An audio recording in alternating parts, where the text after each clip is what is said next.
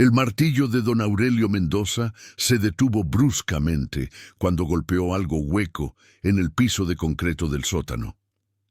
Era una mañana fría de noviembre de 2023, en San Miguel de Allende, Guanajuato, y el hombre de 78 años estaba reparando una tubería rota en la casa de campo que había comprado 6 meses atrás. La propiedad en el Camino Real de Tierra Adentro había sido una ganga, principalmente porque venía con una historia siniestra que había mantenido alejados a la mayoría de compradores potenciales durante más de 3 décadas. Era la antigua casa de campo de la familia Hernández Vázquez, que había desaparecido sin dejar rastro en el verano de 1988.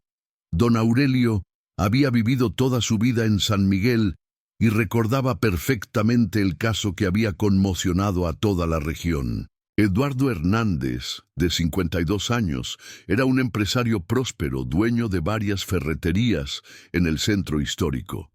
Su esposa, Carmen Vázquez de Hernández, de 48 años, era una reconocida artista local que pintaba murales para las iglesias coloniales de la zona. La pareja tenía 3 hijos: Alejandro, de 24 años, recién graduado de Ingeniería en la Universidad de Guanajuato; Sofía, de 21 años, estudiante de arte como su madre; y el menor, Diego, de 16 años, un talentoso músico que tocaba guitarra en la iglesia del pueblo. El 15 de agosto de 1988, durante las festividades de la Asunción de la Virgen, la familia completa había llegado a su casa de campo para pasar el fin de semana. Era una tradición que mantenían religiosamente cada año: alejarse del bullicio turístico de San Miguel para disfrutar de la tranquilidad de su propiedad rural. Nunca regresaron a casa. Ahora, 35 años después, don Aurelio golpeaba nuevamente el piso con su martillo, confirmando que efectivamente había un espacio vacío debajo del concreto. Durante los 6 meses que llevaba viviendo en la propiedad, había notado que el sótano tenía dimensiones extrañas. Según los planos originales de la casa, debería ser más grande, pero una pared de concreto parecía haber reducido su tamaño. «¿Qué habrán escondido aquí?», murmuró para sí mismo mientras examinaba más cuidadosamente el piso. Don Aurelio había comprado la casa precisamente porque no creía en fantasmas ni maldiciones. Como jubilado de la construcción, sabía reconocer una buena propiedad cuando la veía, sin importar las supersticiones que la rodearan. La casa estaba bien construida, tenía buenos cimientos y el precio había sido irresistible.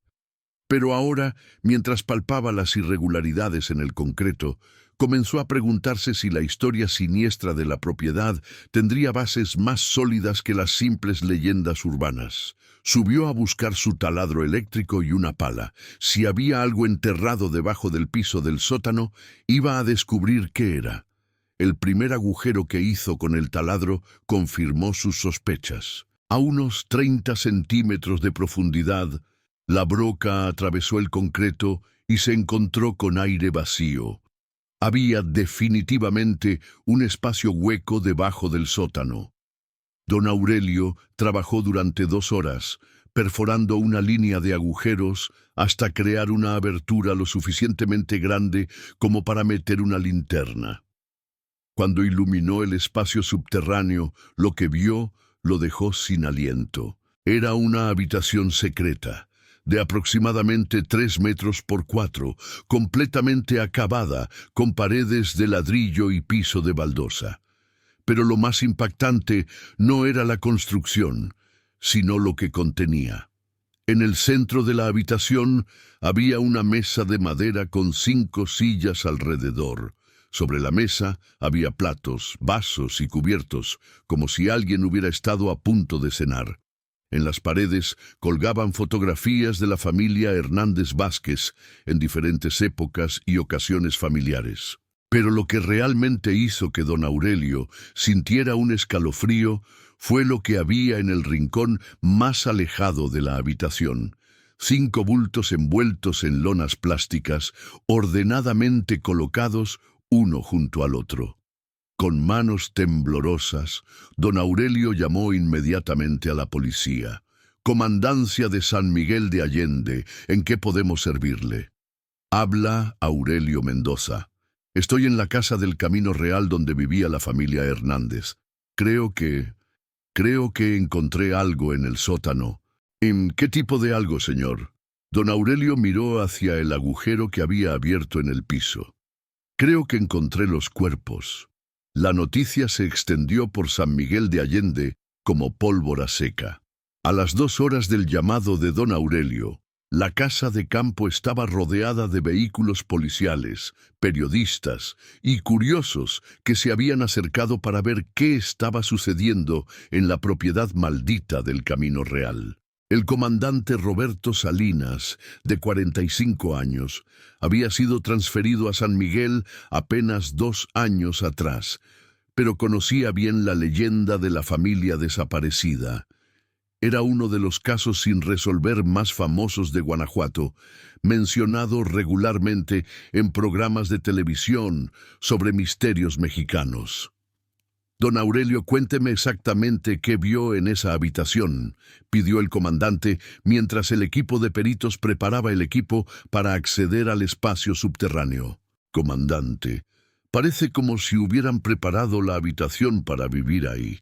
Tiene muebles, decoraciones, hasta fotos familiares, pero también tiene 5 cosas envueltas que se ven como cuerpos. Sí, señor, como si alguien los hubiera colocado ahí muy cuidadosamente. El perito forense, doctor Martín Herrera, supervisó la ampliación del agujero en el piso hasta crear una abertura lo suficientemente grande como para permitir el acceso seguro a la habitación secreta. Cuando finalmente descendió con su equipo, lo que encontraron desafió todas las teorías que se habían manejado durante 35 años sobre el destino de la familia Hernández Vázquez. La habitación estaba efectivamente amueblada como un refugio familiar. Además de la mesa y las sillas, había una pequeña biblioteca con libros en español, 5 camas individuales cuidadosamente tendidas y una despensa con latas de comida que, aunque vencidas, mostraban que alguien había planeado una estancia prolongada. Pero lo más desconcertante eran las 5 formas envueltas.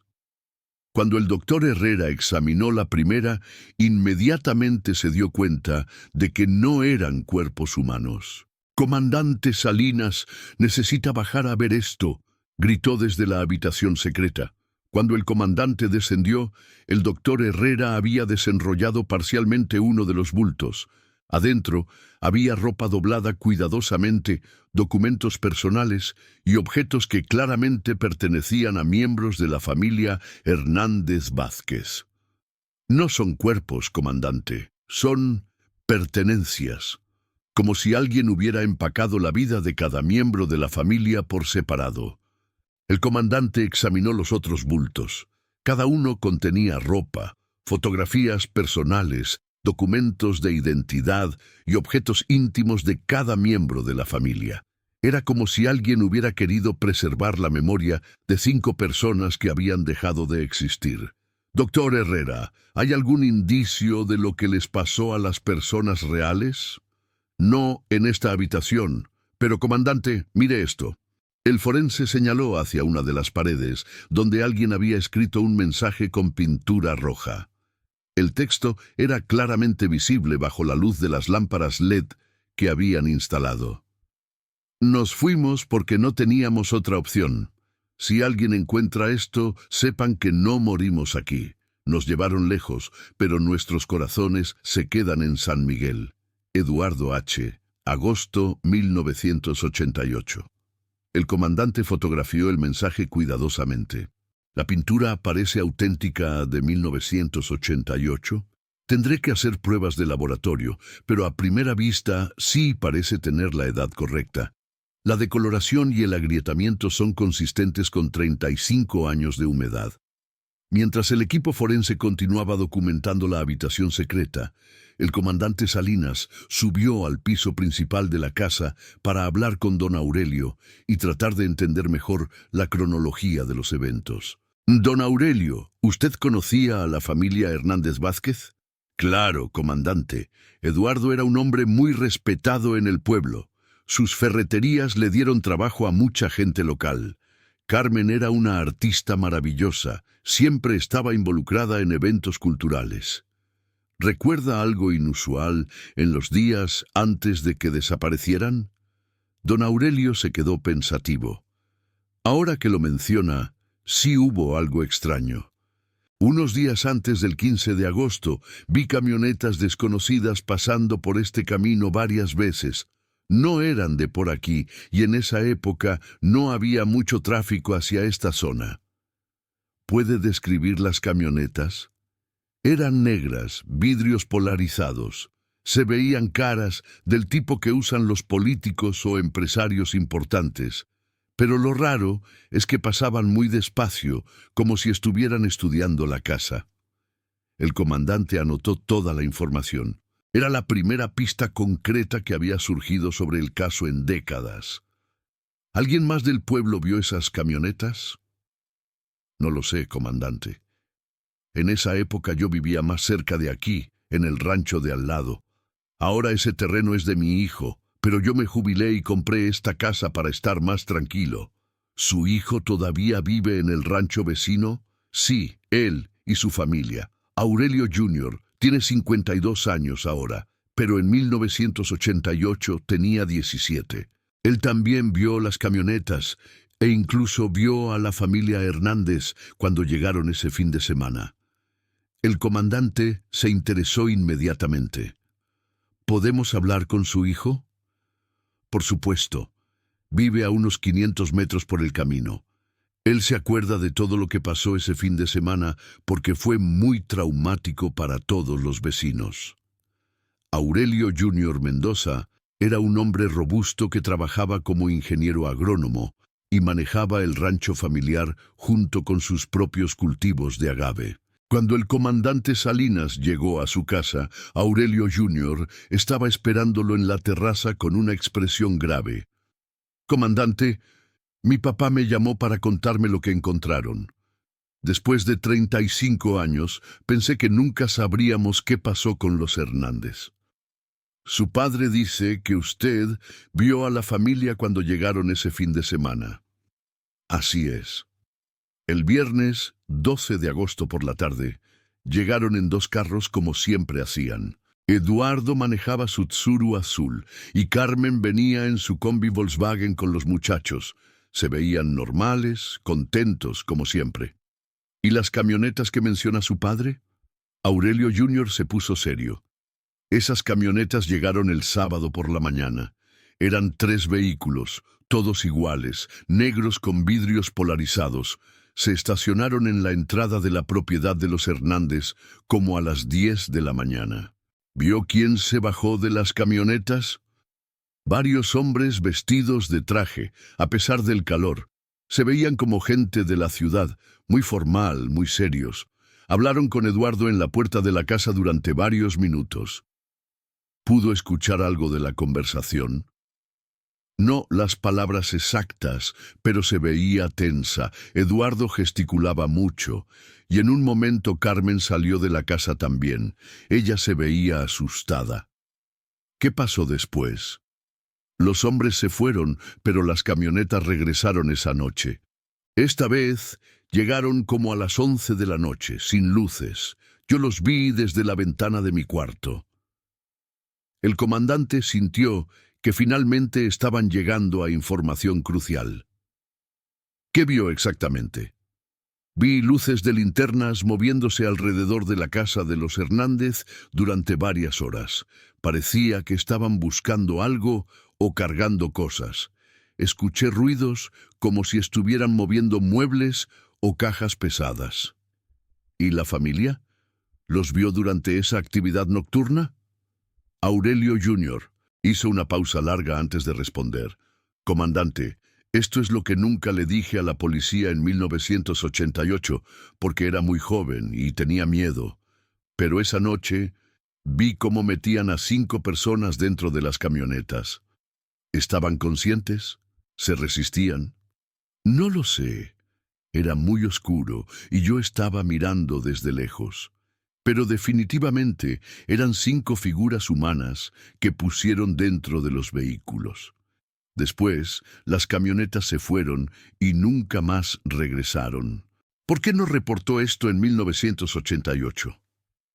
Porque mi papá me dijo que era peligroso involucrarse. Decía que si esos hombres eran capaces de llevarse a una familia completa, no dudarían en hacernos daño a nosotros también si sabían que habíamos visto algo.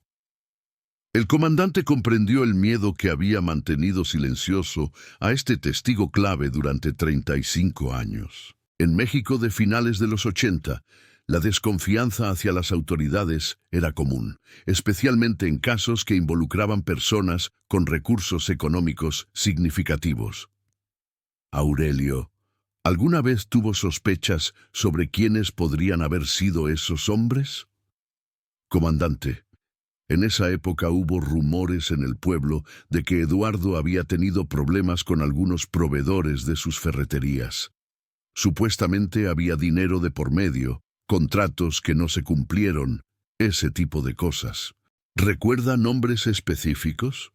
No nombres, pero sí recuerdo que se hablaba de empresarios de León y Salamanca que no estaban contentos con Eduardo. Algunos decían que había tomado dinero por adelantado para materiales que nunca entregó. Esta información daba un nuevo giro a la investigación.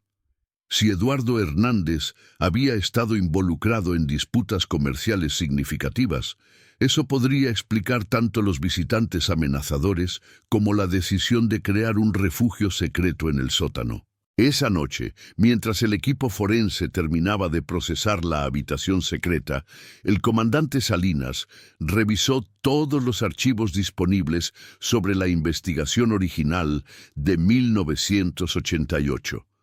Lo que encontró fue frustrante. La investigación había sido superficial, con pocas entrevistas realizadas y ningún seguimiento serio a las pistas potenciales. El caso había sido cerrado prematuramente como desaparición voluntaria, una conclusión que ahora parecía completamente incorrecta, dado el descubrimiento de la habitación secreta. Pero había algo más en los archivos que llamó la atención del comandante. Una nota del investigador original que mencionaba que la casa había sido vendida apenas 2 meses después de la desaparición, a un precio significativamente por debajo del valor del mercado.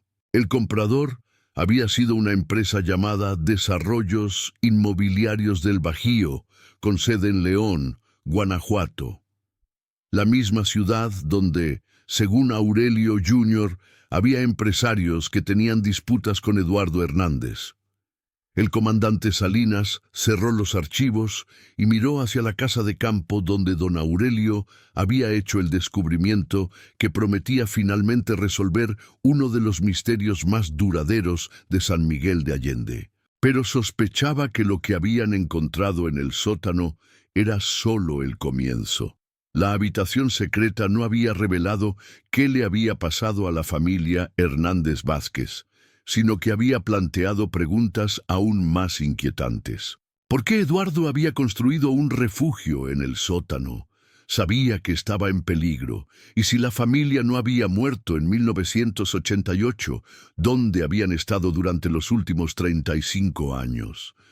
Las respuestas a estas preguntas estaban esperando ser descubiertas, pero el comandante tenía la sensación de que la verdad sobre la familia Hernández Vázquez iba a ser mucho más compleja y perturbadora de lo que nadie había imaginado. La mañana siguiente, el comandante Salinas se dirigió temprano hacia León, Guanajuato, acompañado por la detective Sandra Morales, especialista en casos fríos de la Fiscalía del Estado. Su primera parada sería la Oficina de Desarrollos Inmobiliarios del Bajío, la empresa que había comprado la casa de campo apenas 2 meses después de la desaparición de los Hernández Vázquez. El edificio de la empresa estaba ubicado en una zona comercial moderna de León, un contraste marcado con el ambiente colonial de San Miguel de Allende. La recepcionista, una mujer joven de unos 25 años, los recibió con cortesía profesional, pero se puso visiblemente nerviosa cuando mencionaron el motivo de su visita. ¿Están seguros de que necesitan hablar específicamente sobre esa transacción? Fue hace mucho tiempo, y no creo que tengamos todos los documentos. Señorita, es una investigación criminal, respondió la detective Morales con firmeza. Necesitamos hablar con quien estuvo a cargo de esa compra en 1988. Después de varios minutos de consultas internas, apareció un hombre mayor, de aproximadamente 70 años, que se presentó como licenciado Raúl Mendoza, socio fundador de la empresa. Oficiales, Desarrollos Inmobiliarios del Bajío es una empresa respetable que ha operado en esta región durante más de 40 años. Si hay algún problema con documentación antigua, estamos dispuestos a cooperar completamente. El comandante Salinas notó que el hombre parecía haber ensayado esa respuesta, como si hubiera estado esperando esta visita durante décadas. Licenciado Mendoza, necesitamos información sobre la compra de una propiedad en San Miguel de Allende, en octubre de 1988. El Camino Real de Tierra Adentro, la antigua casa de campo de la familia Hernández Vázquez. La expresión del licenciado cambió sutilmente. Ah, esa propiedad. Sí, me acuerdo vagamente. Fue una transacción complicada debido a las circunstancias especiales. ¿Qué tipo de circunstancias especiales? Bueno, la familia había desaparecido, como ustedes saben. Los herederos querían vender rápidamente y nosotros estábamos interesados en el terreno para un proyecto de desarrollo. La detective Morales consultó sus notas. Según los registros, ustedes pagaron 800,000 pesos por una propiedad que estaba valuada en 1.5 millones. ¿Por qué tan por debajo del valor de mercado? Era una venta rápida y había ciertos riesgos asociados con la propiedad debido a la publicidad negativa del caso de la desaparición. ¿Quién los contactó inicialmente para hacer la compra?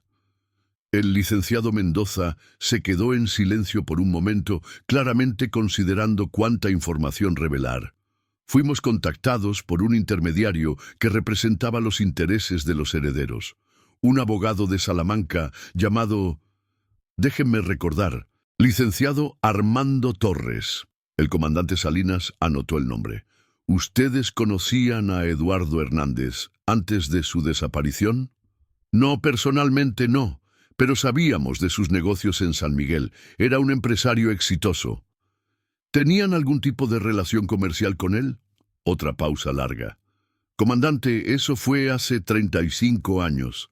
Los detalles específicos de relaciones comerciales de esa época son difíciles de recordar. La detective Morales se inclinó hacia adelante. Licenciado, estamos investigando lo que pudo haber sido un secuestro seguido de homicidio. Cualquier información que pueda ayudarnos será muy apreciada. Y cualquier omisión podría considerarse obstrucción a la justicia. El anciano abogado miró nerviosamente hacia la puerta de su oficina, luego hacia sus visitantes. Miren, había rumores en esa época sobre algunos problemas que Eduardo había tenido con ciertos proveedores. Nada confirmado, solo rumores de negocios. ¿Qué tipo de problemas? Se decía que había recibido dinero por adelantado para suministrar materiales de construcción a varios proyectos grandes en León y Salamanca, pero que los materiales nunca llegaron. ¿Cuánto dinero estamos hablando? Los rumores hablaban de varios millones de pesos, una cantidad significativa para esa época. El comandante Salinas sintió que finalmente estaban llegando al motivo del crimen. ¿Quiénes eran estos proveedores afectados? Comandante, estoy hablando de rumores de hace 35 años. No tengo información concreta. Licenciado Mendoza, interrumpió la detective Morales, vamos a necesitar todos los documentos relacionados con la compra de esa propiedad y vamos a necesitar los nombres de todas las personas involucradas en esa transacción. Después de 2 horas revisando archivos en las oficinas de desarrollos inmobiliarios del Bajío, los investigadores habían obtenido información valiosa. El licenciado Armando Torres, quien había facilitado la venta, tenía conexiones con varios empresarios de la construcción en Salamanca que habían tenido disputas con proveedores a finales de los años 80.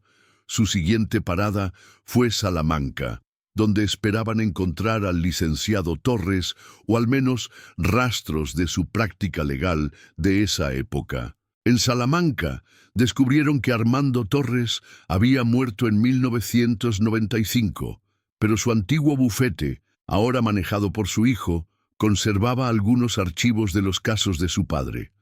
Armando Torres Jr., de 55 años, recibió a los investigadores en su oficina moderna, pero les advirtió que los archivos de su padre de los años 80 estaban incompletos. Mi padre manejó muchos casos de disputas comerciales en esa época. Era común que los empresarios de la construcción tuvieran problemas con proveedores, especialmente cuando la economía estaba inestable. ¿Su padre mencionó alguna vez el caso de Eduardo Hernández? No específicamente, pero tengo algunos archivos que podrían ser relevantes.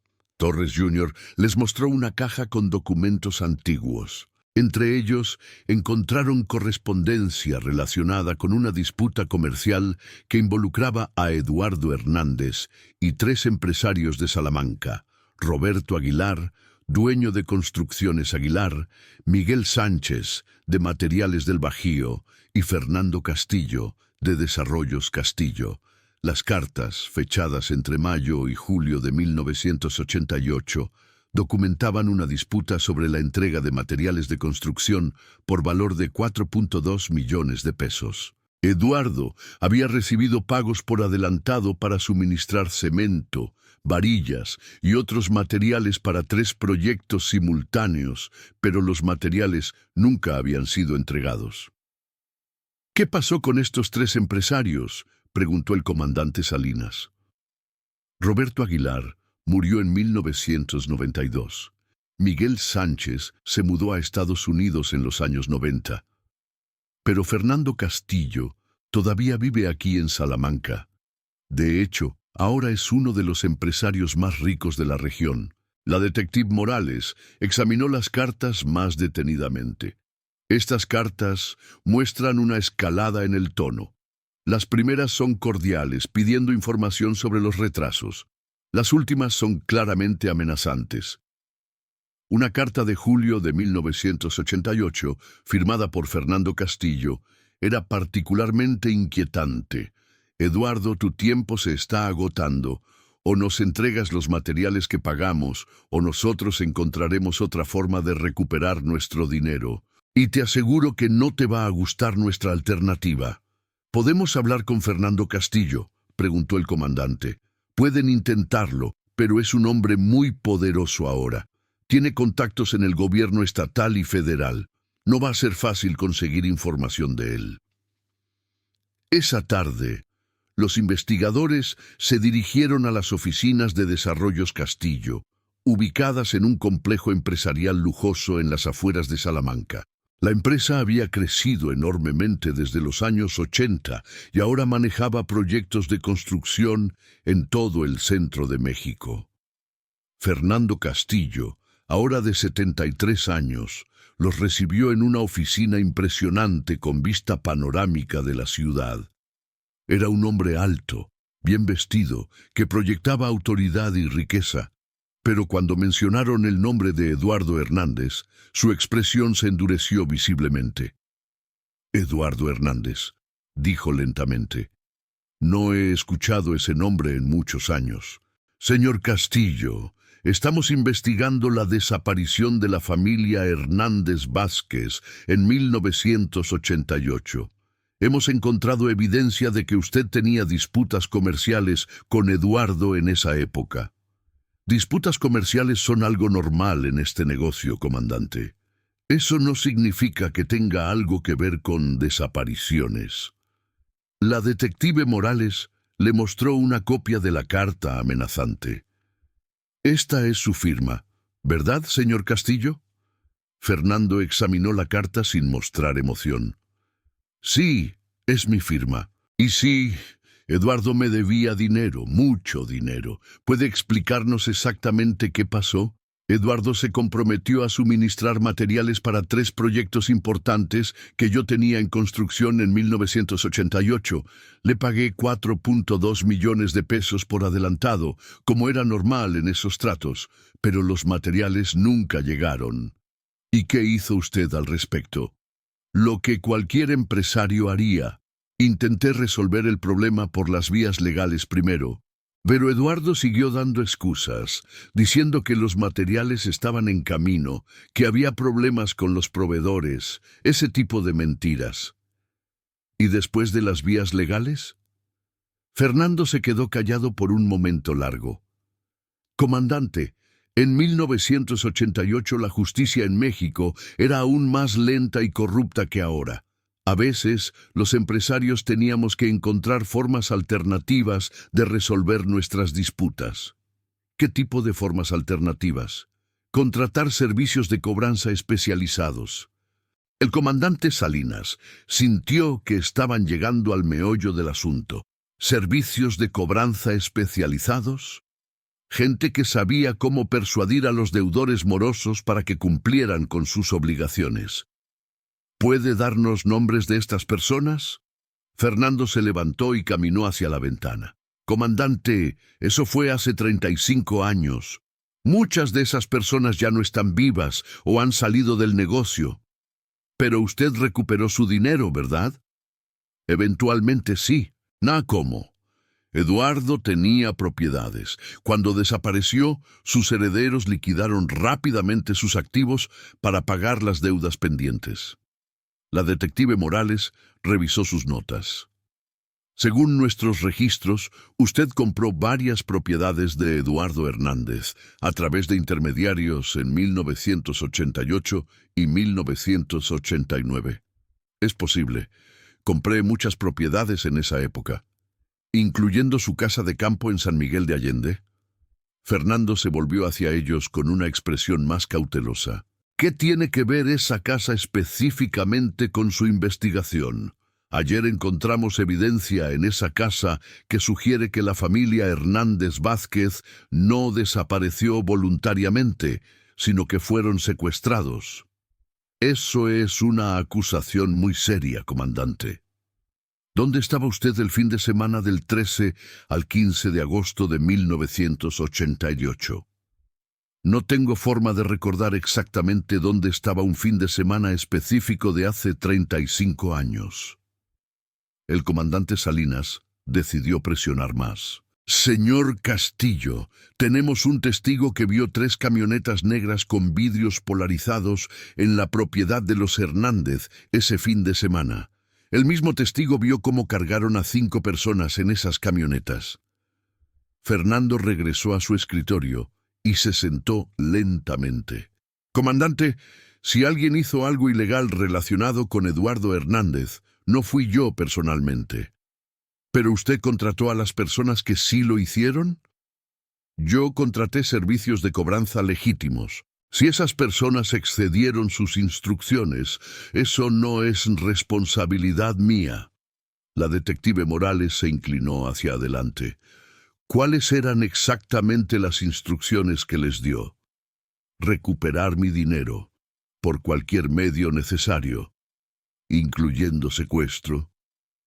Nunca usé esa palabra específicamente, pero sabía que era una posibilidad.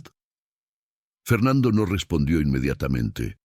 Finalmente, se dirigió hacia una caja fuerte empotrada en la pared detrás de su escritorio. Comandantes, hay algo que nunca le dije a nadie sobre este asunto. Abrió la caja fuerte y sacó una carpeta gruesa. Después de que Eduardo desapareció, recibí información que sugería que él había estado planeando huir del país con el dinero que me debía.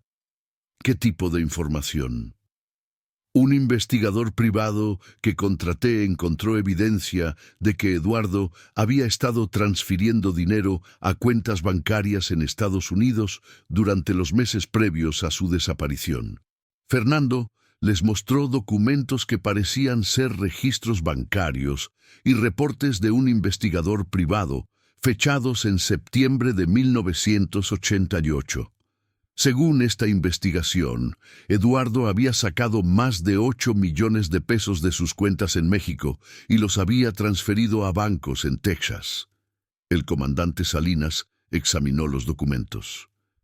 ¿Por qué guardó esta información durante 35 años? Porque demostraba que Eduardo era el criminal, no yo. Él había estado robando dinero de múltiples proveedores, no solo de mí. ¿Quiénes eran los otros proveedores afectados? Según mis investigaciones, al menos 12 empresarios diferentes habían sido estafados por Eduardo. La cantidad total era de más de 25 millones de pesos. Esta revelación ponía el caso en una perspectiva completamente diferente. Si Eduardo había estado involucrado en un esquema de fraude masivo, eso podría explicar no solo su desaparición, sino también por qué había construido un refugio secreto en su sótano. Señor Castillo, ¿cree usted que Eduardo está vivo? Comandante, si Eduardo hubiera estado vivo todos estos años, habría encontrado una forma de contactar a su familia en México. El hecho de que nadie haya sabido nada de él en 35 años sugiere que, que tal vez las cosas no salieron como él las había planeado. ¿Qué quiere decir con eso? Fernando cerró la carpeta y la guardó de nuevo en la caja fuerte. Quiero decir que tal vez Eduardo subestimó qué tan enojadas estaban las personas a las que había robado. Y tal vez subestimó qué tan lejos estaban dispuestas a llegar para recuperar su dinero. Esa noche, de regreso en San Miguel de Allende, el comandante Salinas y la detective Morales revisaron toda la información que habían recopilado. El caso era más complejo de lo que habían imaginado inicialmente. Eduardo Hernández no había sido simplemente un empresario exitoso que había desaparecido misteriosamente. Había estado involucrado en un esquema de fraude que había afectado a múltiples empresarios por una cantidad total de más de 25 millones de pesos. Había construido un refugio secreto en su sótano, probablemente anticipando que sus víctimas eventualmente vendrían por él. Y según el testimonio de Aurelio Jr., había tratado de usar ese refugio, pero había sido capturado antes de poder esconderse con su familia. Sandra, ¿tú crees que la familia está viva?, preguntó el comandante. Honestamente, Roberto, después de 35 años, las posibilidades son muy bajas. Pero el hecho de que nunca encontraran los cuerpos y que Eduardo hubiera transferido dinero a Estados Unidos sugiere que al menos él podría haber tenido un plan de escape. ¿Y si el plan funcionó parcialmente? ¿A qué te refieres? ¿Y si la familia no fue asesinada inmediatamente, sino que fue llevada a Estados Unidos como había planeado Eduardo, pero como prisioneros en lugar de como fugitivos? Era una posibilidad inquietante, pero no imposible. Si los captores habían querido recuperar el dinero robado, podrían haber mantenido viva a la familia como garantía mientras localizaban las cuentas bancarias en Texas. El comandante miró hacia la casa de campo en la distancia, donde don Aurelio había hecho el descubrimiento que había reabierto el caso más famoso de San Miguel de Allende. Mañana vamos a contactar a las autoridades estadounidenses, decidió. Si Eduardo Hernández transfirió dinero a Texas, debe haber registros. Y si la familia fue llevada allí, también debe haber algún rastro, Después de 35 años de misterio, finalmente tenían pistas concretas que seguir, pero también tenían la sospecha de que la verdad sobre la familia Hernández Vázquez sería más complicada y dolorosa de lo que nadie había imaginado. La cooperación con las autoridades estadounidenses tardó 3 semanas en organizarse, pero finalmente el comandante Salinas recibió la llamada que había estado esperando. El agente especial Michael Rodríguez del FBI en Houston, Texas, había encontrado información crucial sobre las transferencias bancarias de Eduardo Hernández. Comandante Salinas, confirmamos que Eduardo Hernández abrió varias cuentas en 3 bancos diferentes de Houston entre marzo y julio de 1988. El total de las transferencias desde México fue de 8.3 millones de pesos, convertidos a aproximadamente 2.8 millones de dólares en esa época. ¿Las cuentas siguieron activas después de agosto de 1988? Esa es la parte interesante. Hubo actividad en las cuentas hasta diciembre de 1990, pero los retiros no fueron hechos por Eduardo Hernández. El comandante sintió que se acercaban a un descubrimiento importante. ¿Quién tuvo acceso a las cuentas? Según los registros bancarios, un hombre llamado Vincent Morales tenía poder legal para manejar las cuentas. Pero aquí viene lo extraño. Vincent Morales era el nombre falso de un conocido criminal mexicano llamado Héctor Guzmán. ¿Tienen información sobre este Héctor Guzmán? Tenemos un expediente completo. Guzmán era un sicario profesional que trabajaba para varios cárteles mexicanos en los años 80 y 90.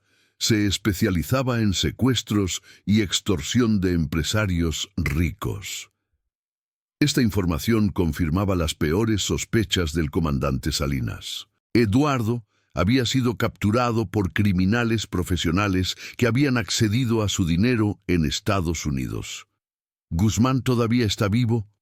Murió en prisión en Texas en 2003, pero antes de morir confesó varios crímenes, incluyendo el secuestro de una familia mexicana en 1988. ¿Mencionó específicamente a los Hernández Vázquez? No por nombre, pero describió un caso que coincide perfectamente con su investigación.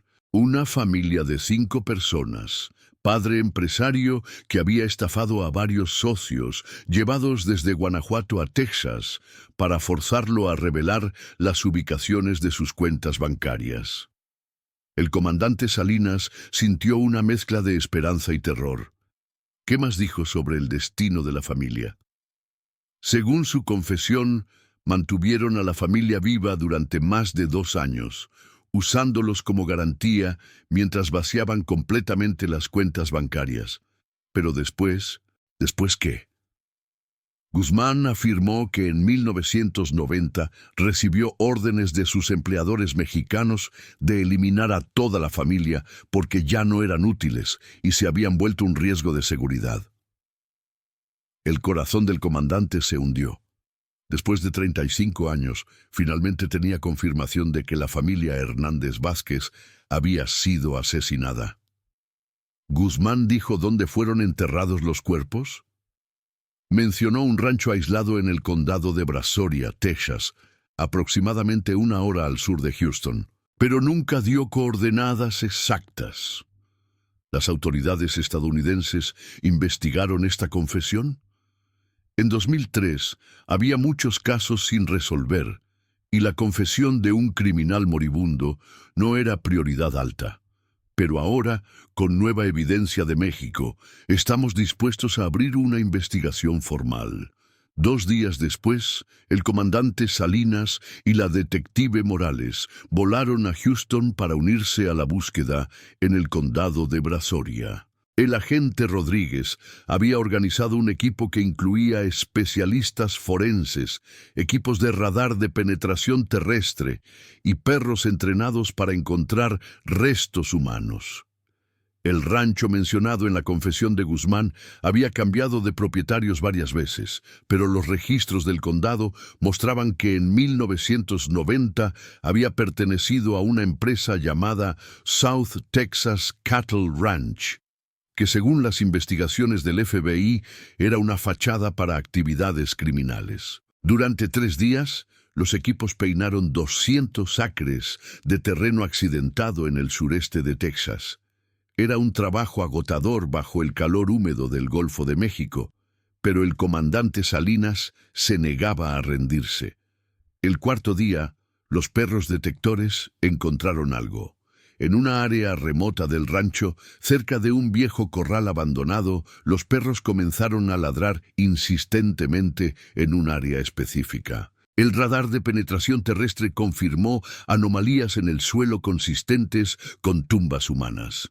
«Comandante Salinas», dijo la doctora Patricia Williams, antropóloga forense del estado de Texas. «Vamos a comenzar la excavación, pero necesito advertirle que después de 33 años en suelo ácido, los restos pueden estar en muy mal estado». La excavación reveló lo que todos temían, pero esperaban encontrar. A 2 metros de profundidad, encontraron los restos óseos de 5 personas, 2 adultos y 3 individuos más jóvenes. Los huesos estaban desarticulados y en mal estado, pero había suficientes evidencias para una identificación preliminar. Un análisis de ADN confirmaría la identidad definitiva, pero las características físicas coincidían con las descripciones de la familia Hernández Vázquez. «Doctor Williams, ¿puede determinar la causa de muerte?», preguntó el comandante Salinas. «Hay evidencia de traumatismo en varios de los cráneos consistente con heridas de bala. Parece que fueron ejecutados». El comandante cerró los ojos, imaginando el horror que había vivido la familia durante sus últimos años. Mantenidos como prisioneros durante más de 2 años, probablemente con la esperanza de que eventualmente serían liberados, solo para ser asesinados cuando ya no eran útiles para sus captores. Pero había algo más en la tumba que nadie esperaba. Entre los restos, la doctora Williams encontró una pequeña caja metálica que había sido colocada deliberadamente junto a uno de los cuerpos. Dentro de la caja había una carta manuscrita, protegida por múltiples capas de plástico. La carta estaba escrita en español, con la letra de Eduardo Hernández. 15 de noviembre de 1990. Si alguien encuentra esta carta, mi nombre es Eduardo Hernández Vázquez, de San Miguel de Allende, Guanajuato, México. Mi esposa Carmen y mis hijos Alejandro, Sofía y Diego están conmigo. Hemos estado prisioneros durante más de 2 años. Nuestros captores nos dijeron hoy que mañana seremos ejecutados porque ya no somos útiles para ellos. Quiero que quienes encuentren esto sepan la verdad. Yo robé dinero de varios empresarios en México. Lo hice porque mi negocio estaba quebrado y tenía miedo de perder todo lo que había construido para mi familia. Pero mi crimen no justifica lo que nos han hecho. Carmen nunca supo sobre el dinero robado. Mis hijos no sabían nada. Ellos son inocentes de mis pecados, pero van a pagar el precio más alto. El dinero está en 3 cuentas bancarias en Houston. Los números están escritos en la parte de atrás de esta carta. Si alguien encuentra esto, por favor, use ese dinero para compensar a las familias a las que robé en México. Y por favor, dígales a todos en San Miguel de Allende que lamentamos profundamente no haber podido regresar a casa. México siempre estuvo en nuestros corazones. Eduardo Hernández Vázquez. Al reverso de la carta estaban efectivamente escritos los números de 3 cuentas bancarias, junto con las cantidades aproximadas en cada una. El comandante Salinas leyó la carta varias veces, sintiendo una mezcla de tristeza y cierre. Después de 35 años, finalmente tenía respuestas completas sobre el destino de la familia Hernández Vázquez. La detective Morales, que había estado callada durante la lectura, finalmente habló. Roberto, esto cambia todo lo que pensábamos sobre Eduardo. ¿A qué te refieres? Sí, él robó el dinero, pero en el final trató de hacer lo correcto. Incluso sabiendo que iba a morir, pensó en compensar a sus víctimas. El agente Rodríguez se unió a la conversación. ¿Van a poder usar esta información para cerrar el caso en México? Absolutamente. Y más importante, vamos a poder darle cierre a las familias que nunca supieron qué pasó con sus seres queridos. El proceso de repatriación de los restos tomó varias semanas, pero finalmente, en enero de 2024, los cuerpos de la familia Hernández Vázquez regresaron a San Miguel de Allende después de 35 años y 5 meses. El funeral fue uno de los eventos más grandes en la historia reciente de la ciudad. Cientos de personas llenaron la parroquia de San Miguel Arcángel para rendir respeto final a una familia que había capturado la imaginación de la comunidad durante décadas. Don Aurelio Mendoza, el hombre cuyo descubrimiento había resuelto finalmente el caso, fue invitado a ser uno de los portadores del féretro de Eduardo. Nunca pensé que cuando compré esa casa iba a ser yo quien les diera descanso final a esta familia, dijo durante la ceremonia.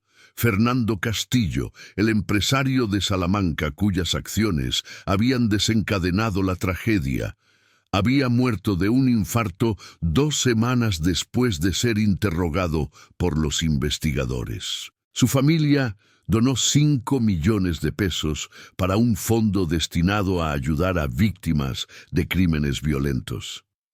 Pero la historia no terminó con el funeral. En las semanas siguientes, el comandante Salinas trabajó con autoridades bancarias estadounidenses para acceder a las cuentas mencionadas en la carta de Eduardo. Como había prometido el hombre moribundo, el dinero seguía ahí, aproximadamente $1.2 millones, que habían crecido con intereses durante 33 años. El dinero fue repatriado a México y distribuido entre los descendientes de los empresarios que habían sido estafados por Eduardo en 1988. Para muchas familias, fue una forma inesperada de cierre financiero y emocional. La detective Morales supervisó la investigación de los otros casos relacionados con Héctor Guzmán. Su confesión en prisión había mencionado varios otros crímenes, y ahora las autoridades tenían pistas para resolver casos fríos que habían estado sin resolver durante décadas. Roberto, este caso me enseñó algo importante, le dijo a su colega durante su último día trabajando en el caso. ¿Qué cosa? Que incluso cuando las personas cometen errores terribles, casi siempre hay algún vestigio de humanidad que permanece. Eduardo robó millones, pero al final trató de hacer lo correcto. ¿Y qué hay de sus víctimas? ¿Los empresarios que perdieron su dinero? Algunos de ellos se convirtieron en criminales peores que Eduardo, pero otros, como las familias de Roberto Aguilar y Miguel Sánchez, simplemente perdieron sus negocios y tuvieron que reconstruir sus vidas.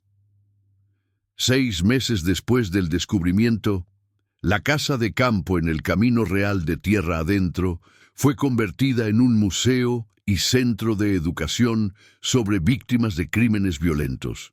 Don Aurelio donó la propiedad al municipio, diciendo que era importante que la historia de la familia Hernández Vázquez sirviera para educar a las futuras generaciones. La habitación secreta del sótano fue preservada exactamente como había sido encontrada, con una placa que explicaba su propósito.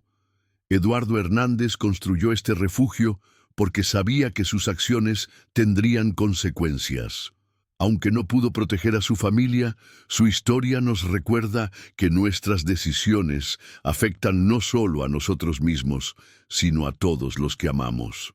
El comandante Salinas, que había sido promovido a director de investigaciones criminales para el estado de Guanajuato, visitaba regularmente el museo con grupos de estudiantes de criminología. ¿Qué aprendieron de este caso? Les preguntaba siempre al final de cada visita. Las respuestas variaban, pero la más común era que la verdad siempre encuentra una forma de salir a la luz, sin importar cuánto tiempo pase. Y eso era exactamente lo que había pasado en la casa de campo del Camino Real de tierra adentro. Después de 35 años, enterrada bajo el concreto de un sótano, la verdad sobre la familia Hernández Vázquez había sido finalmente revelada. No había sido una historia con un final feliz, pero había sido una historia con un final completo. Y para las familias que habían pasado décadas sin saber qué había pasado con sus seres queridos, eso era suficiente. En las noches tranquilas de San Miguel de Allende, cuando el viento soplaba desde la dirección del Camino Real, los vecinos decían que ya no escuchaban los lamentos que durante décadas habían asociado con la casa maldita. La familia Hernández Vázquez había encontrado finalmente su descanso, y con él toda una comunidad había encontrado respuestas a preguntas que los habían perseguido durante más de 3 décadas. El secreto del sótano había sido revelado. La verdad había prevalecido. Y la justicia, aunque tardía, había sido finalmente servida.